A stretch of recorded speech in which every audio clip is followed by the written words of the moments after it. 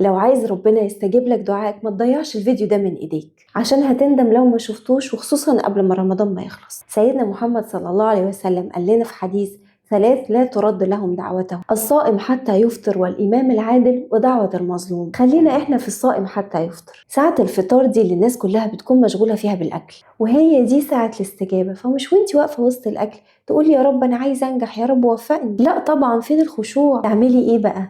قبل المغرب بنص ساعة أو حتى بربع ساعة روحي اقعدي في مكان لوحدك عشان تبقي انتي وربنا. وأول الدعاء هتبتدي بالثناء على الله، ولحي قوي في الدعاء وابكي، ولو مش عارفة تبكي تباكي، يعني مثلي انك بتبكي. امثل؟ معقولة؟